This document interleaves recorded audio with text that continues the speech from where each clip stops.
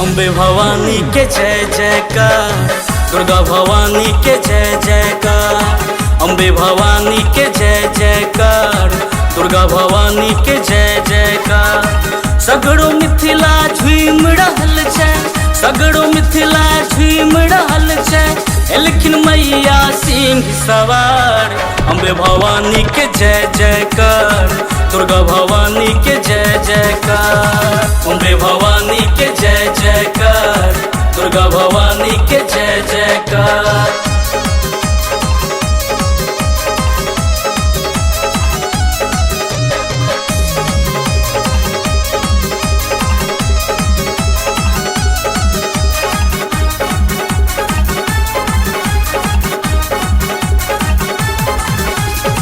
लाले लाले मैया लाले, लाले गाढ़ा हार सजल।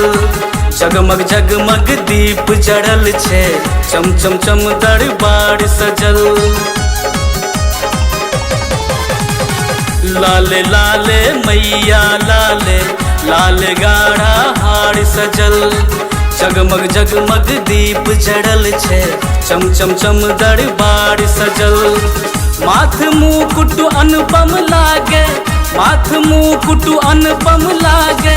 भोग लागे 56 प्रकार, अम्बे भवानी के जय जयकार, दुर्गा भवानी के जय जयकार। अम्बे भवानी के जय जयकार, दुर्गा भवानी के जय जयकार।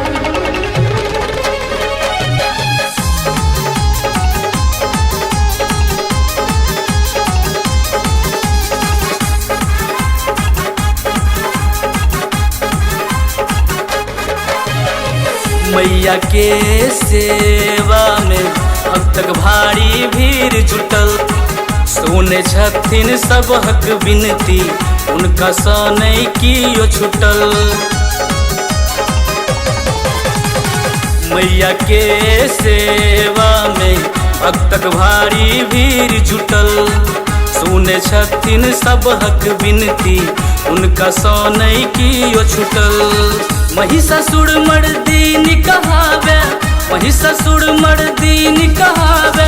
महिमा हिनकर अगम अपार, अम्बे भवानी के जय जयकार, दुर्गा भवानी के जय जयकार। सगड़ो मिथिला झूम रहल छै, सगड़ो मिथिला झूम रहल छै। एलखिन मैया सिंह सवार, अम्बे भवानी के जय जयकार, दुर्गा भवानी के जय जयकार। अम्बे भवानी के जय जयकार, दुर्गा भवानी के जय जयकार। सगड़ो मिथिला झूम रहल छै, सगड़ो मिथिला झूम रहल छै। एलखिन मैया सिंह सवार, अम्बे भवानी के जय जयकार, दुर्गा भवानी के जय जयकार। अम्बे भवानी के जय जयकार, दुर्गा भवानी के जय जयकार।